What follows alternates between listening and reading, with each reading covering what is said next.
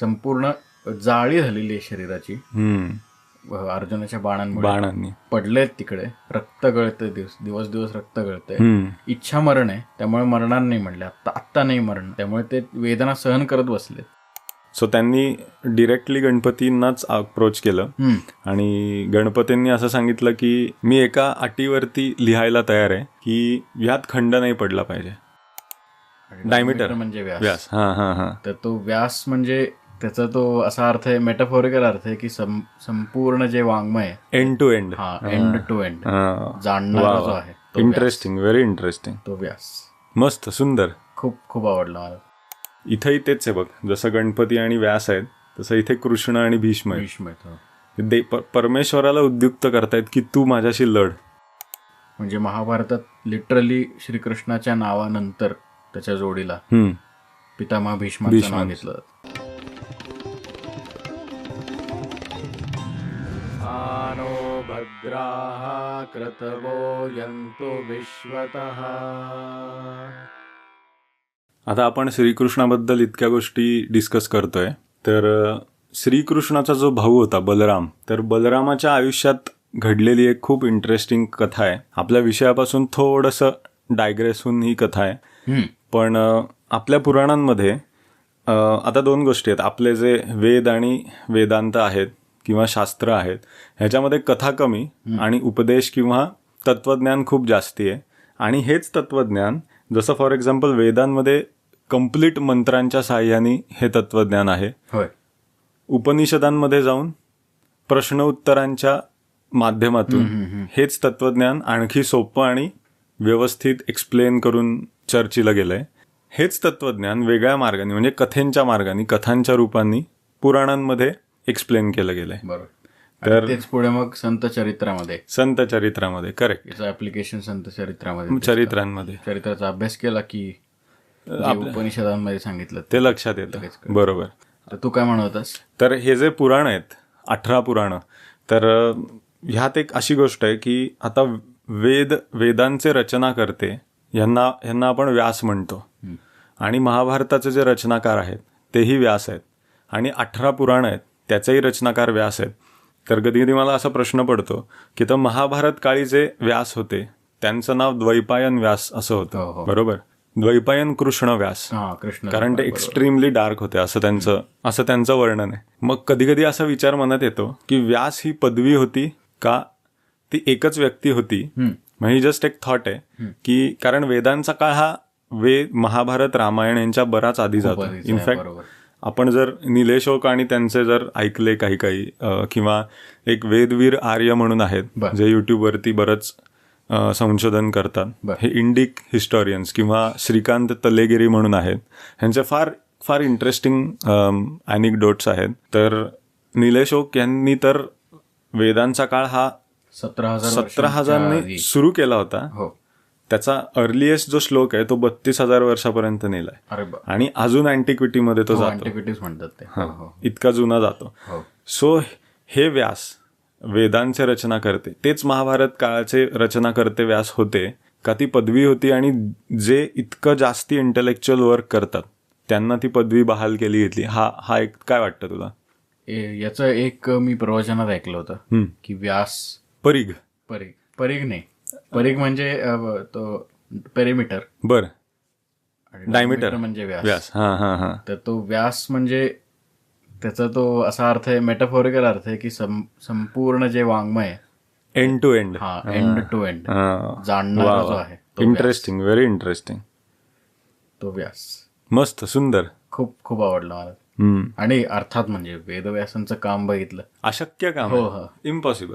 व्यासोच्छिष्टम जगत सर्वम असं म्हणतात. जे काही लिहिलं गेलं जगात, जे काही लिहिलं गेलं, उच्चारलं गेलं, अभ्यासलं गेलं, ते सगळं व्यासांचं उष्ट आहे, कारण त्यांनी करून ठेवलेलं आहे.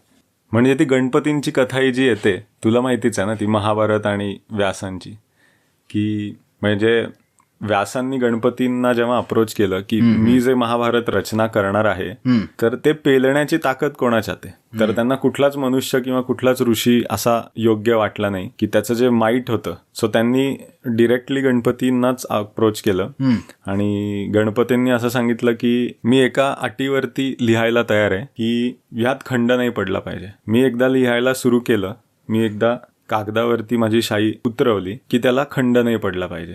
तर ह्या प्रोसेसमध्ये आता हे कसं शक्य आहे, जेव्हा आपण महाभारत वाचायचा प्रयत्न करतो इतकं, आणि हे जे संस्कृत आहे हे ओल्ड संस्कृत आहे, म्हणजे पाणिनी संस्कृत नसून हे तर अतिशय अवघड आणि कुट असे त्यात स्टांझाज आहेत, श्लोक आहेत, अखंड एक संपूर्ण लाईन हे एक वाक्य असे श्लोक आहेत. तर कुठलाही श्लोकचा अर्थ तुम्हाला समजल्याशिवाय तुम्ही तो मांडणार नाही. आणि विद्येची देवता जिच्यापासून विद्या आपण म्हणूयात की ही सुरुवात झाली विद्येची, तर ती देवता मग म्हणतीये चालेल. आणि मग हे सगळं सुरू झालंय. आणि जेव्हा जेव्हा मग व्यासांना पुढची रचना करायची आहे तेव्हा ते असा काही श्लोक रचायचे की प्रत्यक्ष परमेश्वर गणपती यांना विचार करायला लागायचा काही मिनिटं की हे काय, ह्याचा अर्थ काय लावावा नक्की, आणि त्या वेळात हे पुढचा श्लोक रचायचे. इथे एक प्रश्न पडतो की व्यास हे नररूपाने म्हणजे ह्युमन फॉर्म मध्ये अवतार झाले, विष्णूचाच अवतार तो. बर. आणि प्रत्यक्ष गणपती जो परब्रह्मच आहे, ओंकार स्वरूप. होय. मग एक ह्युमन एका ओंकाराला कसं काय सांगतं. तर हे माझ्या मते हे परब्रह्माचेच दोन रूप आहेत. माझ्या मते नाही, म्हणजे आहेच. बरोबर. आणि हे कौतुक आहे, बाकी काही नाही. बरोबर. म्हणजे आता तू त्या अर्थी पाहायला गेलास तर आपण मागच्या मला वाटतं सीझन 1 मध्ये डिस्कस केलं होतं का सीझन 2 मध्ये, पण पितामह भीष्म ही काय व्यक्ती आहे, म्हणजे अष्टवसूंचा अवतार आहे, पण इथे ह्युमन फॉर्म मध्ये ज्या परमेश्वर श्रीकृष्णांनी ठरवलंय, वचन घेतलंय की मी शस्त्र हाती उचलणार नाही, त्या श्रीकृष्णाला त्यांनी रणांगणावरती उतरून क्रोधात येऊन शस्त्र उचलण्यास भाग पाडलं. इथंही तेच आहे बघ, जसं गणपती आणि व्यास आहेत तसं इथे कृष्ण आणि भीष्म आहेत. परमेश्वराला उद्युक्त करतायत की तू माझ्याशी लढ. आपले परशुरामांशी युद्ध केलंय, स्वतःच्या गुरूंशी. आणि जे परशुराम आहेत ते कधीच पराभूत झालेले नाहीये. 18 खूप अनेक दिवस युद्ध चाललं होतं, असं काहीतरी प्रसंग आहे नाही का. आणि मग शेवटी त्यांनी ते प्रस्वपान अस्त्र नावाचं काढलं होतं, जे प्रभास वसू म्हणलास, त्यापैकी एक प्रभास नावाचा अवतार, प्रभास नावाचे वसू आहेत ज्यांचा अवतार भीष्म आहेत. आणि शापवाणीमुळे त्यांना इथे यावं लागलं, नरजन्म मिळाला. आणि त्यामुळे ते अस्त्र त्यांना माहित होतं, अच्छा, जे परशुरामांना माहित नव्हतं. तर ते परशुरामांना कौतुक वाटलं आणि त्यांनी मग थांबवलं. जसं श्रीराम होते, करेक्ट, त्यांना कौतुक वाटलं, करेक्ट, तसं त्यांनी थांबवलं. तर हे भीष्म आहेत. आणि फक्त हा उत्तम योद्धा नाहीये, तर उत्तम कवी आहे, उत्तम भक्त आहे. म्हणजे महाभारतात लिटरली श्रीकृष्णाच्या नावानंतर त्याच्या जोडीला पितामह भीष्माचं नाव घेतलं जातं. इतका मोठा आहे. विष्णू सहस्त्रनाम जे आहेत राईट ते त्यांनी लिहिलं, त्यांनी सांगितलं पहिल्यांदा, उत्स्फूर्तपणे म्हणलं. बरेच जण म्हणतात की व्यास जे होते त्यांच्या अंतःकरणातनं स्पंदनं त्यांच्या अंतःकरणात प्रवेश केली. बर.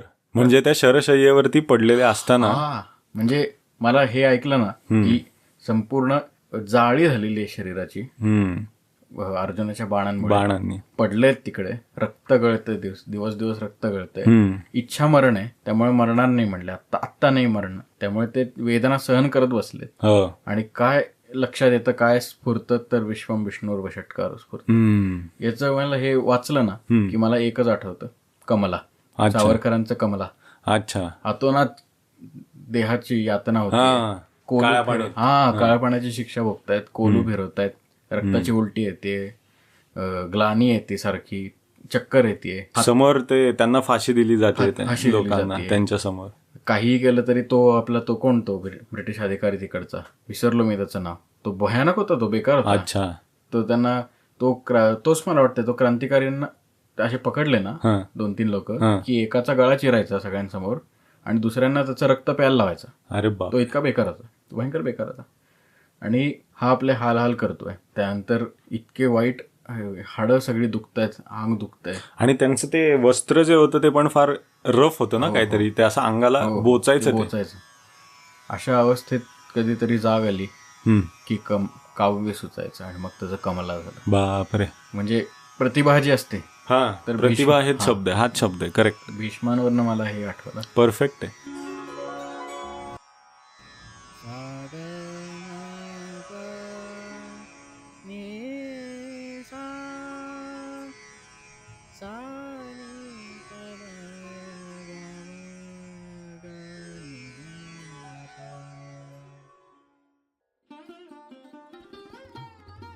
नमस्कार मंडळी, जय श्री कृष्ण. अध्यात्मविशेष पॉडकास्टचा दुसरा सीझन म्हणजेच श्रीकृष्णार्पणमस्तू हा तुम्हाला कसा वाटतोय हे जाणून घ्यायला आम्हाला खूप आवडेल. त्यासाठीच खाली कमेंट्समध्ये तुमच्या प्रतिक्रिया आणि तुमचे विचार जरूर नोंदवा. त्यासोबतच आपला पहिला सीझन म्हणजेच योगेश्वर श्रीकृष्ण याच्या संपूर्ण एपिसोड्सच्या सगळ्या लिंक्स तुम्हाला खाली डिस्क्रिप्शनमध्ये सापडतील. त्या तुम्ही YouTube किंवा स्पॉटिफायवर जाऊन कधीही आणि कुठेही ऐकू शकता. धन्यवाद. मराठी भाषेचं वाङ्मय हे अथांग समुद्रासारखं पसरलेलं आहे आणि त्यात श्रीकृष्णावरती लिहिलेलं जे वाङ्मय ते तर काय विचारूच नका. त्यामुळे या सगळ्याचा छोटासा एक भाग म्हणून चिंतनाच्या रूपाने आपल्यासमोर मांडायचा म्हणून सीझन 2 घेऊन येत आहोत. अवश्य ऐका आणि फक्त ऐकू नका, आम्हाला कमेंट्समध्ये कळवत राहा तुम्हाला कसं वाटतंय. योगेश्वर श्रीकृष्ण महाराज की जय. श्री कृष्ण गोविंद हरे मुरारे, हे नाथ नारायण वासुदेव, गोपाल कृष्ण महाराज की जय.